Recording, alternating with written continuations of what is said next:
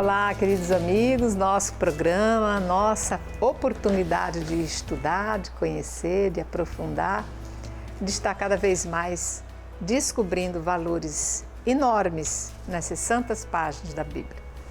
Conto hoje aqui com a presença de nossos dois mestres, sempre muito bom conversar, ser orientados e aprofundados pelo conhecimento de cada um deles, a presença da professora Ieda. Muito obrigada. Obrigada eu por poder crescer junto, né, com vocês também, porque quando a gente estuda, quando a gente fala, a gente aprende cada vez mais das coisas de Deus, da palavra de Deus. Isso é muito importante. Muito bom. Isso tem feito muito bem para mim, para minha fé, para minha caminhada, né, de filha de Deus. Então, para mim é uma gratidão estarmos aqui, porque a força, querendo ou não, você ler, você ter disciplina para estudar, né, ter momentos de oração, perguntar para o Senhor o que Ele está querendo, né, com aquilo, o que eu preciso aprender com a palavra de Deus. Então, a palavra de Deus sempre assim, é uma luz para o nosso caminho mesmo. É verdade. De salvação para nós. Então, é verdade. Para mim é uma gratidão ter a oportunidade da gente caminhar junto, né, olhando, meditando, conversando sobre as páginas da Bíblia, que a gente vai descobrindo muitas coisas do povo de Deus, do povo que caminhou, que fez aliança com Deus. E a gente quer que vocês façam a mesma coisa, se apeguem a essa descoberta genial que tem aqui, porque muda até a vida pessoal da gente, né? Como a Ieda colocou. Verdade. Diácono José Carlos, a quem também agradeço, que deve ter também testemunhos a respeito da riqueza que esse programa traz na sua vida, né? Muito bom estarmos juntos, meditando sobre a palavra de Deus, meditando, estudando. Como ela disse, a cada programa nós temos que mergulhar, estudar, aprofundar, né? Então é um ganho, em primeiro lugar para nós, e um ganho para nós todos, né? Que junto com a Mãe Imaculada acompanhamos este programa, fazemos e acompanhamos este programa Páginas da Bíblia. Muito bem, e vocês sabem que nós estamos no primeiro livro de Samuel, já caminhando para o final. Quanta beleza, quanta riqueza descobrir quem foi Samuel. Como é importante entendermos que nós temos que valorizar o chamado que Deus faz para cada um de nós e enriquecer esse chamado, não o decepcionar. Aqui nós estamos vendo Samuel, um profeta que enriqueceu demais o seu povo e se enriqueceu com a palavra de Deus, e Saul, que infelizmente vence esse desastre que a gente está acompanhando, essa tristeza, essa decepção.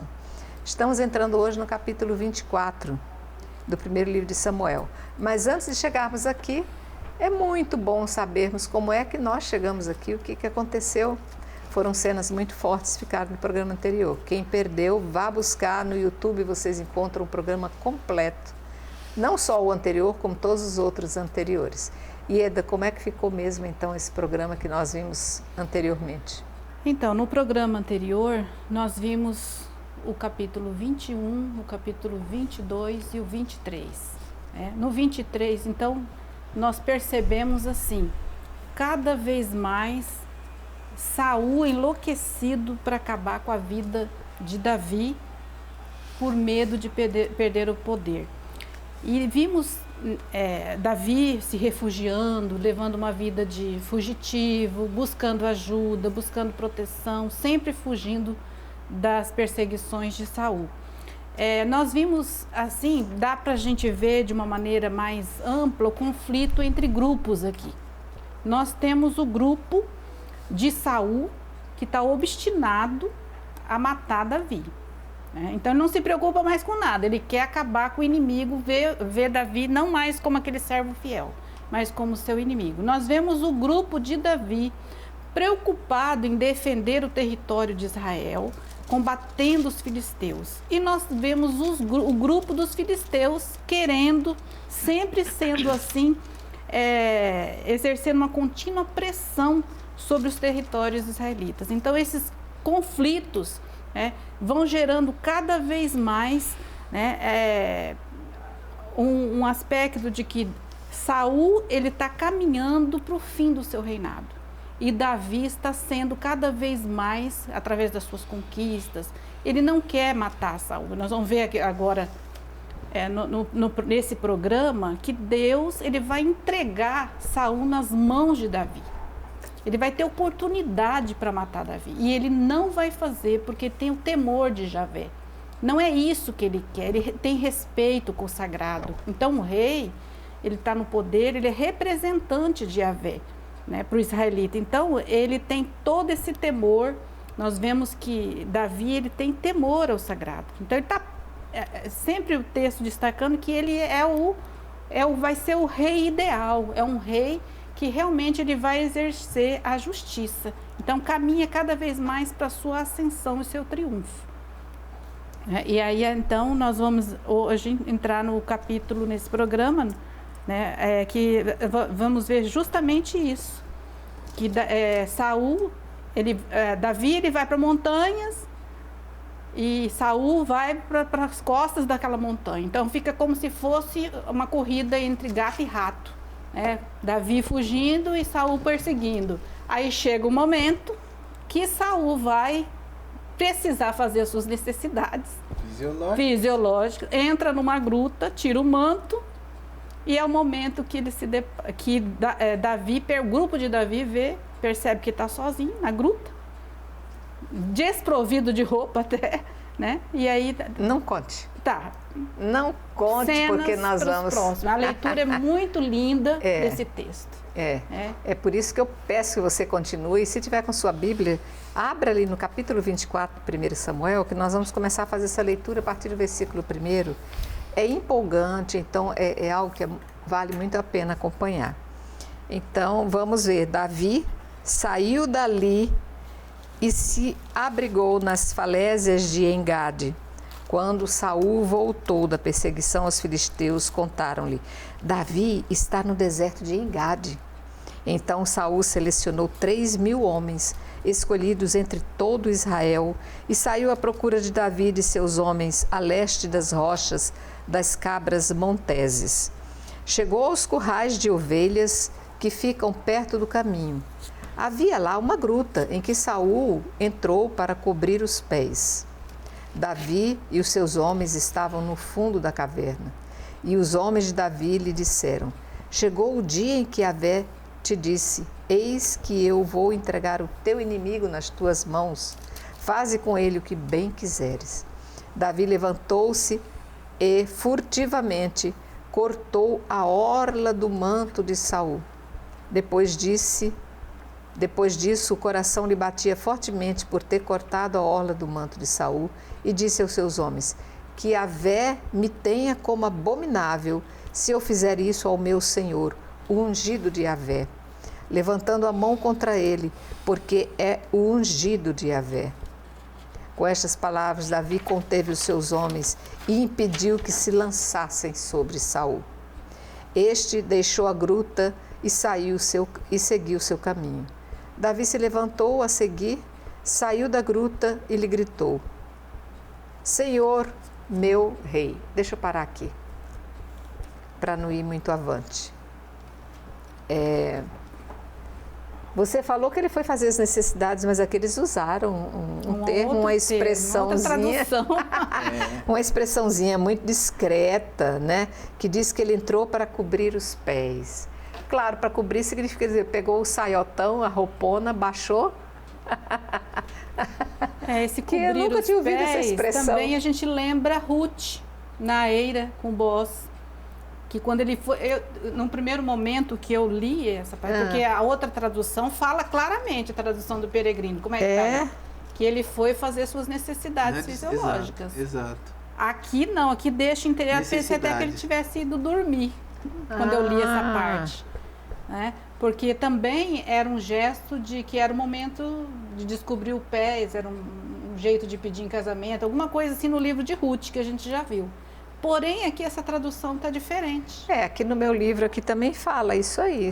Eufemismo. Eufemismo para satisfazer as necessidades naturais. Por isso é importante a gente, quando lê, medita a palavra de Deus, usar pelo menos 2 traduções. Uma tradução diferente, porque tem palavra que você não compreende. Não fica bem clara a tradução. Exatamente. Aí você interpreta de uma maneira até errônea. Né? E você vendo a Exatamente. mesma palavra sendo traduzida ali, aí o texto vai ficando cada vez mais claro. Alguns estudiosos dizem que toda tradução é uma traição, né? Ao mesmo tempo. Tradutor e traditore, né? No italiano. Então, na Bíblia, na versão da Jerusalém, usa-se o eufemismo. Já o Alonso Schockel, ele usa a palavra clara mesmo, que ele foi realizar ali suas necessidades, né? Mas assim, o importante é o dedo de Deus aí em toda essa fragilidade humana, necessidades humanas. Nós vemos aí a ação de Deus. Por quê? Porque Davi, ele é colocado numa prova. Deus coloca ele numa prova, né? Porque Deus literalmente entrega Saul, que estava perseguindo, que queria matar Davi. Ele entra ali desprotegido, seus guardas estavam, né, do lado de fora. Então ali poderia, aos olhos humanos, ter se resolvido toda a questão, como os próprios soldados de Davi dizem: Deus entregou, faz o que você quiser com ele. Deus entregou esse camarada para você. Mãos, Mas na verdade não é assim. Eles estavam fazendo um oráculo dele mesmo, não era oráculo do Senhor. E Davi, numa outra passagem, o autor diz que Davi tinha o coração segundo Deus. Como ele tinha o coração segundo Deus, ele então não quis se aproveitar dessa ocasião, mas ele levou em conta que Saul era ungido. No coração de Davi ainda estava valendo a unção. Aquele homem era intocável. Que Samuel tinha ungido. Então, é intocável. Inclusive, ele corta ali a orla do manto e até ele se arrepende. Como se tivesse cortado a ele próprio. Porque eles tinham essa concepção de que a roupa era uma extensão do corpo, fazia parte do corpo. Então ele ainda se culpa um pouco disso, né? E mesmo que o manto do rei era assim, um objeto sagrado. É a mesma coisa, um padre, ele usa casulo, o diácono usa dalmática. Aí alguém vai lá e corta um pedaço da casula do padre. A pessoa vai ficar meia falando: puxa, mas eu cortei a casula do padre, né? Então ele sente um pouco de culpa, porque ele reconhece que ainda Saul é o ungido, o Messias. Ainda ele é o Messias, né? Embora todos os sinais mostrem, né, que ele já estava caindo em desgraça, que ele já estava em desgraça, Davi não quis resolver com as próprias mãos, mas ele deixou que a justiça fosse feita por Deus, como nós vamos ver futuramente. Então ele deixa para que o Senhor resolva a situação. E aí ele vai, vamos ver aí na sequência, que de posse desse pedaço do manto, ele vai chamar, dar uma certa distância segura, né? E vai chamar Saul e vai procurar dialogar e fazê-lo voltar à realidade, né? De que ele estava errado. Isso. Que aquilo é uma prova, ele está aqui, pedaço do tive tão manto. Perto de você, né? Mas eu não te matei. Então compreenda, seu cabeça dura, que eu não quero o seu mal. Compreenda que eu não quero destruir você. Que bela demonstração, né? E ainda o chama de pai, vai chamar de meu rei, vai chamar de meu pai, com todo o respeito à pessoa do rei Saul. É interessante a gente destacar a humildade de Davi também aí no 9, que ele até, quando ele responde, né, quando ele grita para Saul, na gruta, ele se inclina até o chão e se prostra para falar com Saul. Olha só, que humildade. Que humildade. Né? Diante daquele que está te perseguindo, daquele que está procurando mal. Isso. Ele se prostra e reconhece que o outro é sagrado. Né? O outro, cuidado, né? Lembra aquela Êxodo, cuidado que a terra onde pisas é sagrada. Então ele tem toda essa humildade, reconhecer né, de se humilhar diante do seu próprio inimigo ali, não é? Então, eu achei interessante dele se prostrar no chão diante do outro. Eu vou voltar aqui, então, vocês vão recordar que Saul, então, está ali naquele momento íntimo dele, de satisfazer suas necessidades, mostrando toda a sua fragilidade, né? E Davi, com os seus soldados, poderia ter dado fim. Então, eu quero pegar aqui já o versículo 8b, que vai dizer: Este, Saul, deixou a gruta e seguiu seu caminho. Davi se levantou a seguir, saiu da gruta e lhe gritou: Senhor, meu rei. Saul voltou-se e Davi se inclinou até o chão e se prostrou. Depois Davi disse a Saul: Por que ouves os que te dizem: Davi quer fazer-te mal? Hoje mesmo os teus olhos viram como Yahvé te entregava as minhas mãos na gruta. Falaram em matar-te, mas eu te poupei e disse: Não levantarei a mão contra o meu Senhor, porque ele é o ungido de Yahvé. Ó meu pai, vê aqui na minha mão a orla do teu manto. Se cortei a orla do teu manto e não te matei, compreende e vê que não há maldade nem crime em mim. Não pequei contra ti, enquanto tu andas no meu encalço para me tirares a vida. Yahvé seja juiz entre mim e ti, que Yahvé me vingue de ti, mas eu não levantarei a mão contra ti.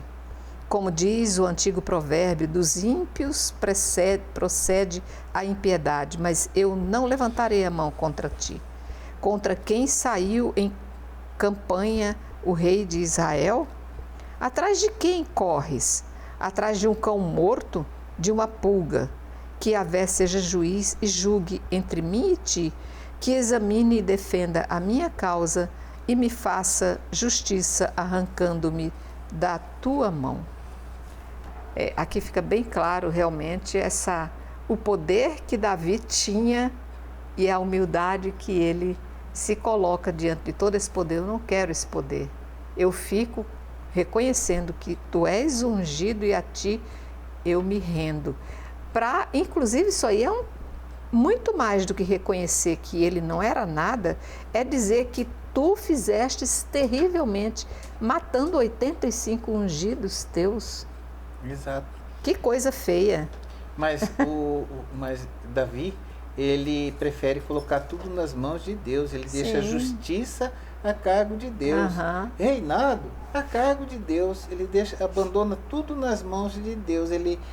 A gente vê aqui uma prova de que ele tinha o coração segundo Deus, é que tendo a oportunidade de resolver toda essa questão, ele deixa que Deus resolva no lugar dele. Exatamente. Por quê? Porque ele iria pecar, né, contra o decálogo, matando, né, o Saul.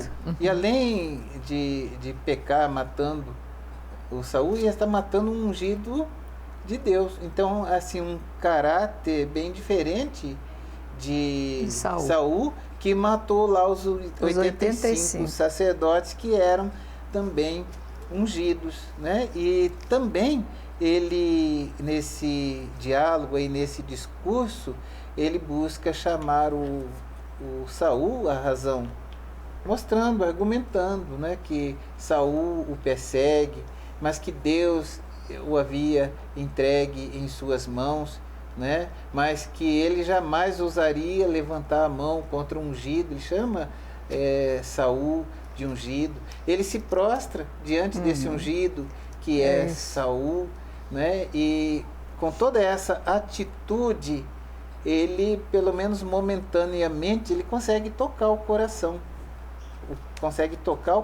de Saul, que vai, pelo menos momentaneamente, compreender a realidade e se arrepender, né? Momentaneamente ele se arrepende de toda a perseguição que ele fez e reconhece que Davi é inocente, que Davi também não quer o mal dele, né? Como já haviam dito, o próprio Jonatas já havia dito isso a ele, os sacerdotes disseram isso a ele, mas ele preferiu vir as intrigas palacianas. O Davi, ele se refere a essas intrigas palacianas, né, dizendo: aqueles que te dizem que eu quero o mal para ti, até quando você vai ouvir isso? Até quando você vai ouvir essas intrigas palacianas? Né? Então, parece que nesse momento a visão, né, as escamas da visão de Saul, elas caem, ele compreende a realidade. Então, para finalizar esse capítulo 24, o versículo 17 vai dizer: terminando Davi de falar a Saul, este lhe respondeu: é mesmo a tua voz, meu filho Davi? E Saul começou a gritar e a chorar. Depois ele disse a Davi: tu és mais justo do que eu, porque me tens feito bem e eu tenho te feito mal. Hoje tu me revelastes a tua bondade, pois Yahvé me entregou nas tuas mãos e não me matastes. Quando o homem encontra o seu inimigo, porventura deixa-o seguir tranquilamente o seu caminho? Que Yahvé te recompense pelo bem que hoje me fizestes. Agora sei que, sem dúvida, reinarás e que o reino de Israel permanecerá em tua mão. Jura-me, pois, por Yahvé, que não exterminarás a minha posteridade e não farás desaparecer o meu nome da casa de meu pai. Então Davi fez o juramento a Saul. E Saul voltou para sua casa. Mas Davi e os seus homens subiram para o refúgio. Parece que aqui ele ainda não confiou muito não, né? apesar de, continuou fugindo, apesar né? de Saul ter dito que, olha, tá tudo em paz, tá tudo bem, segue você, que eu vou. Mas Saul era escamoso, ele falou: o quê? Eu vou continuar no meu esconderijo. Davi. Porque além disso tinha os filisteus também, né? Que ele lutava contra os filisteus, e depois nós vamos ver nos próximos capítulos, próximos programas, que ele vai se aliar aos filisteus. Na última batalha com Saul, que é onde Saul morre, contra os amalecitas, ele vai, pela graça de Deus também, ele está do lado dos filisteus. Então, ele é poupado, consegue sair dessa situação dos filisteus, né? E aí, então, a morte de Saul no capítulo 31 do livro, mas isso aí é para os próximos programas, né? Tá, muito bem. Eu vou pedir um pequenino intervalo, rapidinho, e já voltamos.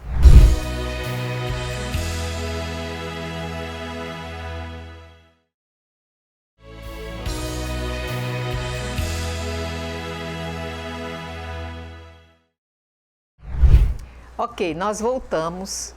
Você vê que maravilha esse livro de Samuel. Nós estamos aqui entendendo toda essa história, essa sucessão, como Davi conquista esse trono de uma forma tão limpa, tão honesta, tão pura, tão entregue a Deus, e como Saul vai entregar um trono de forma tão feia, né? Tão indigna.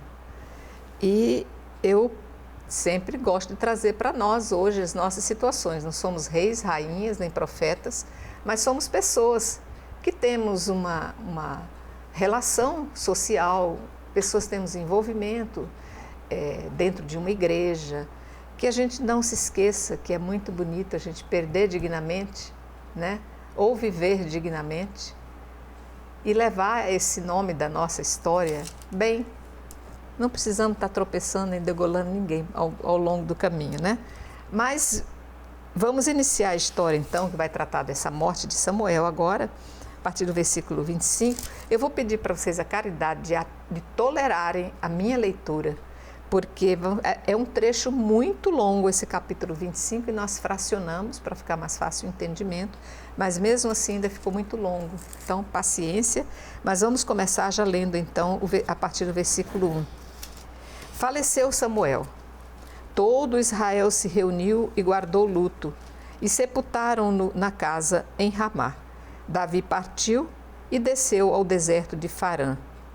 Havia em Maom um homem que tinha propriedades em Carmel. Era um homem muito rico, possuía 1000 ovelhas e 1000 cabras, e na ocasião estava tosqueando as suas ovelhas em Carmel. O homem se chamava Nabal e a sua mulher Abigail. Mas enquanto esta era sensata e muito bela, o homem era grosseiro e mau. Ele era calebita. Davi, tendo sabido no deserto que Nabal tosqueava as suas ovelhas, enviou-lhe 10 moços, aos quais disse: Subi a Carmel, e de ver Nabal e saudai-o em meu nome. Direis: que seja assim no próximo ano. Paz a ti, paz a tua casa, paz a tudo o que te pertence. Soube que tens tosqueadores. Os teus pastores estiveram conosco, não os molestamos, e nada do que lhes pertencia desapareceu enquanto estivemos em Carmel. Interroga os teus servos, e eles te informarão. Possam os teus moços encontrar acolhimento por tua parte, porque viemos em dia festivo. Rogo-te, pois, que ofereças o que tiveres à mão a teus servos e a teu filho Davi. Ao chegarem, os moços de Davi repetiram a Nabal todas essas palavras da parte de Davi e esperaram. Mas Nabal, dirigindo os seus enviados de Davi, lhe respondeu: Quem é Davi e quem é filho de Jessé? Muitos são hoje os servos que abandonam seus senhores. Tomaria eu, portanto, do meu pão e da minha água, da minha carne que abati para os meus tosqueadores e os daria de presente a indivíduos que ignoro de onde vêm? Em vista disso, os moços de Davi retomaram o seu caminho e regressaram. Ao chegar, informaram Davi todas estas palavras. Então Davi ordenou aos seus homens: cada um cinja a sua espada. Cada um cingiu a sua espada. Davi cingiu também a sua, e cerca de 400 homens partiram com Davi, enquanto 200 ficaram com a bagagem. O que será que vai acontecer esse pelotão, essa tropa? Muito bem. Muito bem. Então nós temos aí um pé para uma guerra já. 3 histórias em uma, né? Primeiro, nós temos a morte Samuel. A morte de Samuel, que é contada assim de maneira bastante sóbria, bastante discreta, mas assim também muito bem resumida, né? Que ele faleceu, mas todo Israel, a totalidade, né, das tribos, se reuniram, guardaram o luto, né? Isso denota assim, o grande respeito que Israel tinha para com esse juiz, né? Que era Samuel. E é interessante que Samuel, ele não tem sucessor como juiz, mesmo porque já estamos aí no final do tempo dos juízes, monarquia, né? Mas ele vai deixar 2 herdeiros como profeta. Samuel era profeta. Exatamente, também. E a monarquia tem essa característica: sempre vai ter um profeta que vai estar alertando o rei, denunciando os pecados do rei, denunciando o culto vazio, né? Então ele deixa seus sucessores. Deus sempre provê aí o sucessor para o profeta. Então nós vamos ter o Gade já apareceu, né, algumas vezes, e vamos ter então o Gade e Natã como esses sucessores enquanto profetas do nosso falecido Samuel, né? Davi, ele vai então lá para a região preferida dele, né, muito perto de Judá.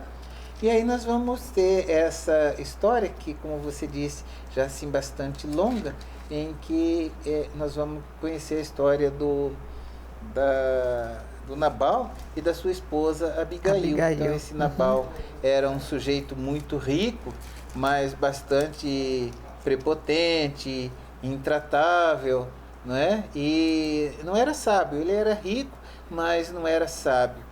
E a presença da Abigail, que além de muito bonita, parece que era uma pessoa assim bastante sábia, sensata, lembrando aí algumas das santas mulheres que aparecem na Sagrada Escritura, que aparecem como protagonista, né, na Sagrada Escritura. E aí nessa perícope, não é, que você leu, nós vamos ver já um pouco da prepotência do Nabal, né? Porque anteriormente os soldados, a milícia de Davi, tinha estado nas terras do Nabal, tinha respeitado o Nabal, né? Provavelmente protegido ali o rebanho do Nabal, mas Nabal ele não reconhece nada disso, né?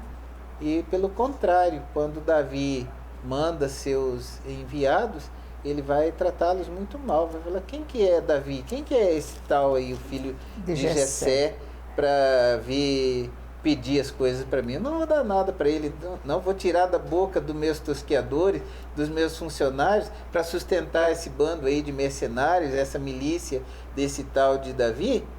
Não, pode dizer para ele que não. E aí os jovens, né, os moços de Davi, eles retomam o caminho para relatar para Davi sobre a prepotência, né, a ignorância do Nabal.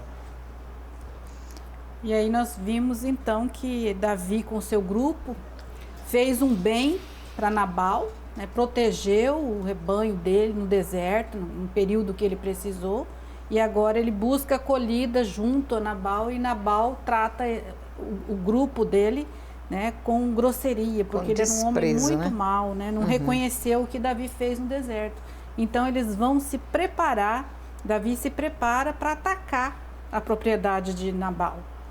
Mas aí nós vamos ver que Abigail, ela muito sensata, ela vai dar um jeito, né, para que não haja esse ataque. Então ela vai se aliar ao grupo de Davi.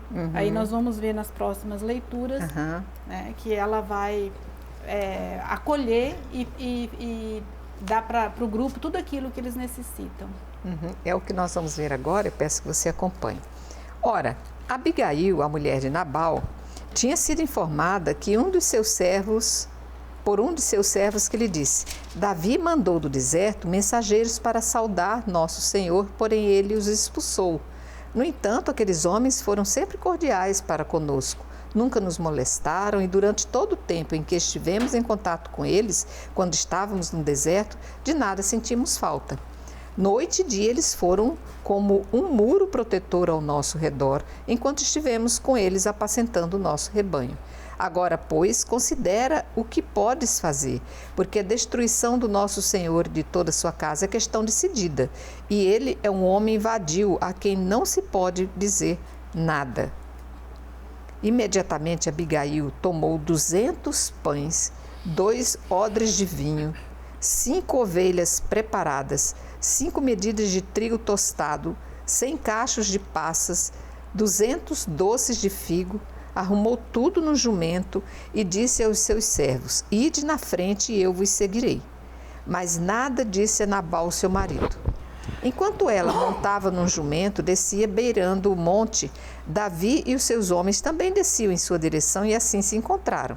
Ora, Davi dissera: Foi, pois, em vão que protegi no deserto tudo que era deste indivíduo, e nada do que lhe pertencia se perdeu. E agora ele me retribui mal por bem.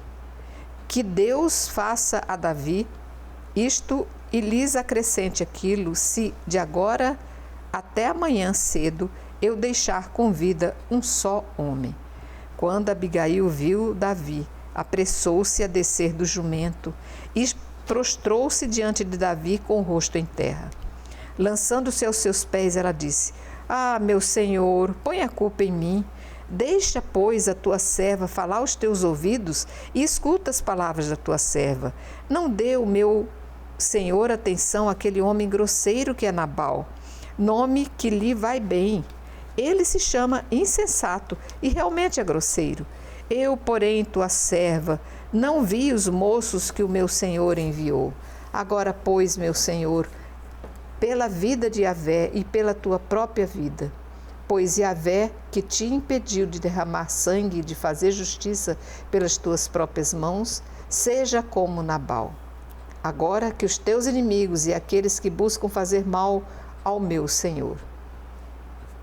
Quanto ao presente que a tua serva traz ao meu senhor, seja ele dado aos moços que acompanham o meu senhor. Perdoa, te peço, a falta da tua serva. Yahvé firmará a casa do meu senhor, porque o meu senhor combate as guerras de Yahvé, e ao longo da tua vida não se achará nenhum mal em ti. E se alguém se levantar para te perseguir e para atentar contra a tua vida, a vida do meu Senhor estará guardada no bornal da vida, com Yahvé teu Deus, ao passo que a vida dos teus inimigos ele a lançará fora como a pedra de uma funda. E quando Yahvé cumprir todo o bem que predisse a respeito do meu Senhor e te houver formado como chefe em Israel, então não se perturbará o meu Senhor, nem sofrerá com o remorso por ter derramado sangue levianamente e ter feito justiça com as suas próprias mãos. Quando Yahvé te abençoar, lembra-te da tua serva. Marido e mulher, quando o homem tem uma mulher sábia, a família toda está salva. Então, nós vemos aqui na Abigail, parece assim um tipo, né, Ieda, daquela mulher sábia do livro de Provérbios, que né? edifica a sua casa, que edifica a sua casa, edifica. que tece, que prepara, né, toda a comida, os servos não passam fome. Aquela descrição da mulher sábia. Então, Abigail parece que ela tem isso. Então, essa sabedoria, além de ser muito bonita, ela tinha toda essa sabedoria. Então, os servos sabiam disso, os empregados sabiam disso. E eles falaram, o Davi vai mandar destruir a nossa vinha, vai mandar destruir o Nabal com todos nós juntos. E foi lá e pediu a intercessão dessa mulher sábia, né? E aí ela já tinha tudo pronto, né? Interessante, né?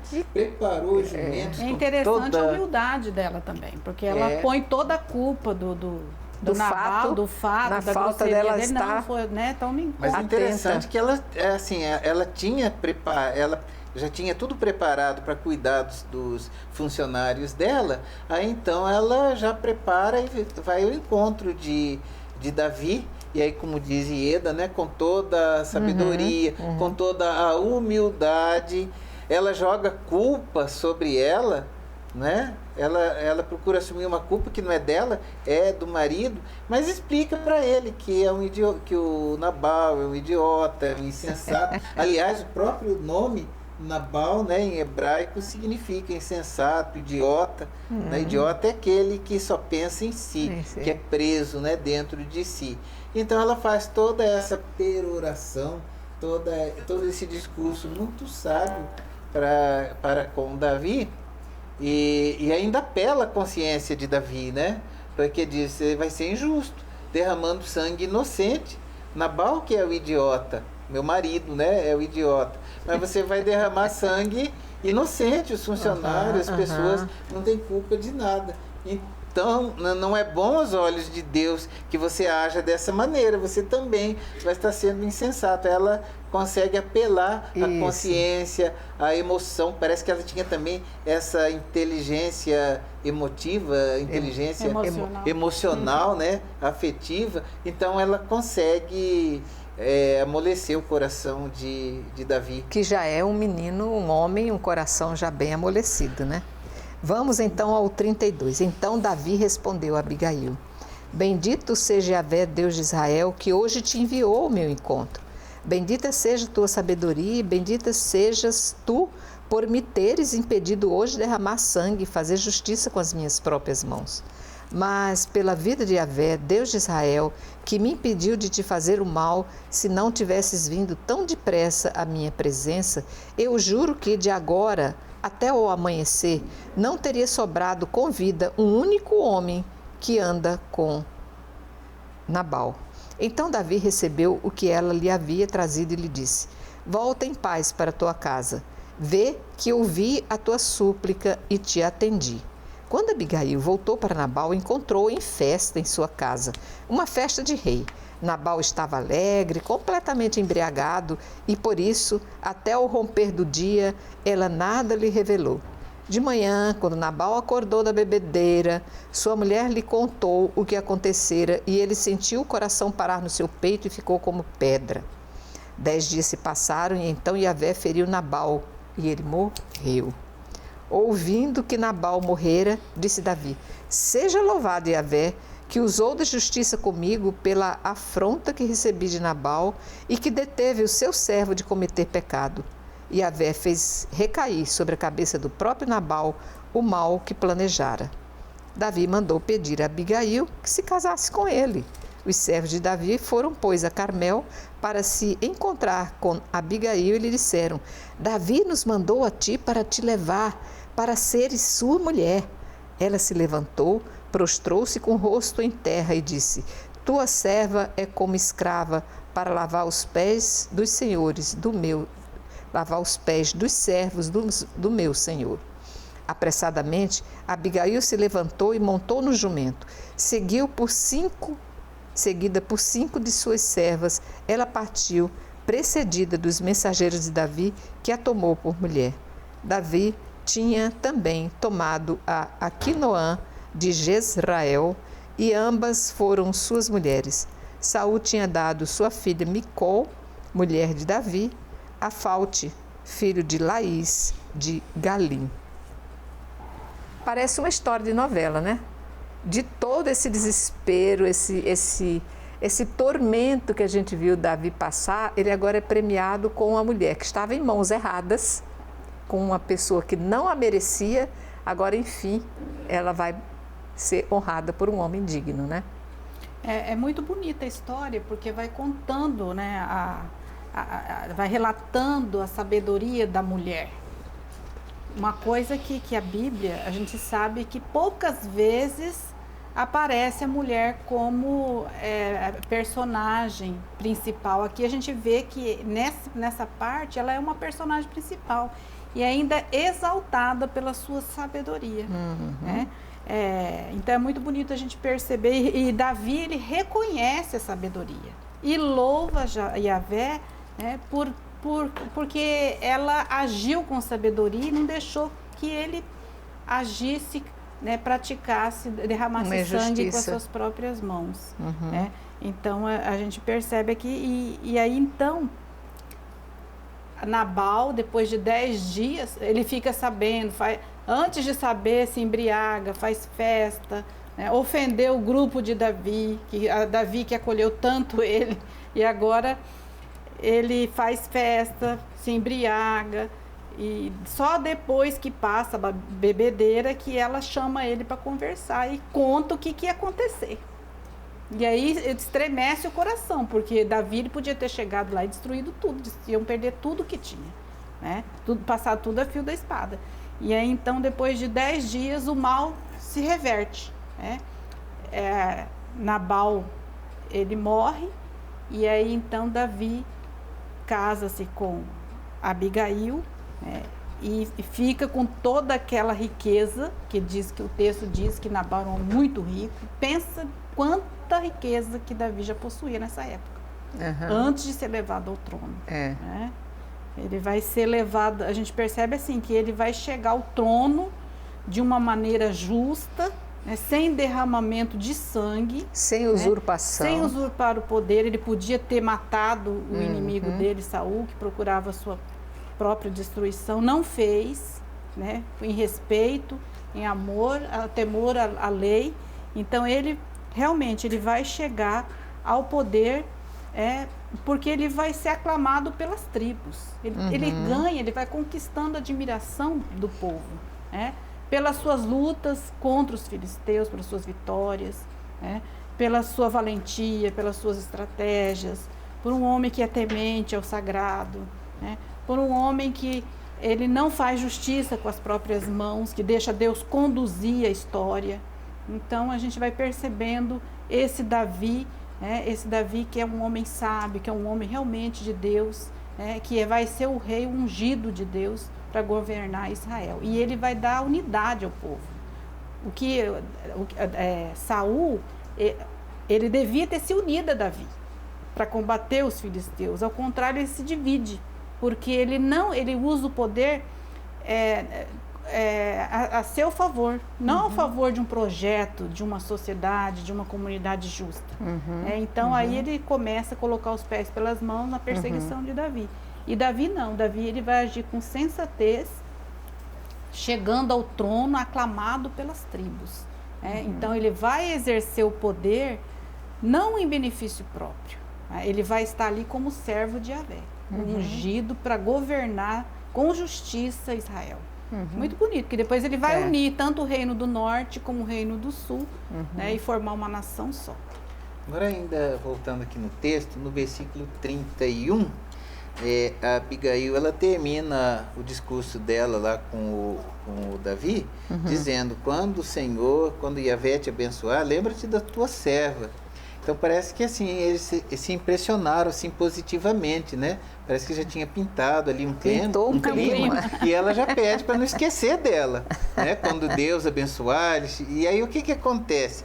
O Nabal, né, devido às suas bebedeiras e o susto que ele tomou que Davi ia matá-lo, parece que ele tem um infarte, né, porque o coração dele fica como pedra, ele passa mal 10 dias depois, ele morre, né? E aí então parece que Davi se lembra desse pedido, lembra-te da tua serva, e aí ele já faz o pedido de casamento, que ela aceita, então eles unem aí, né, os trapinhos, ou a riqueza dela, né, e a fortaleza, o poder de Davi, e eles se casam. E dois detalhes, que fala também da Quinoã, não temos assim muitas informações, né, da Quinoã, ele havia tomado essa Quinoã como uma das esposas, mesmo porque o Saul tinha aprontado mais uma com Davi, né, a esposa que havia sido dada a ele quando ele venceu Golias, que é a Micol. O Saul arbitrariamente passou essa menina, Micol, que era esposa, já era casada, para uma outra pessoa, né? Então ele fica aí nessa altura com 3 esposas, né? Ok, muito bem. É a recompensa dos justos. Então, gente, continua a história mais para frente. Temos mais alguns capítulos ainda para conhecer todo esse final. Por isso eu lhe convido a continuar sendo assíduo e perseverante. Mantenham-se aqui. Vamos terminar dignamente esse primeiro livro de Samuel, entendendo bem essa história linda de Davi, né? Agradeço nossos mestres que nos aprofundaram, nos enriqueceram com seus comentários e adendos. E dizer que somos sempre gratos a Nossa Senhora, porque nos faz ter essa oportunidade sempre que a gente se coloca nas suas mãos. Portanto, desejando até o próximo programa, eu salve Maria Imaculada. E até lá. Salve Maria Imaculada.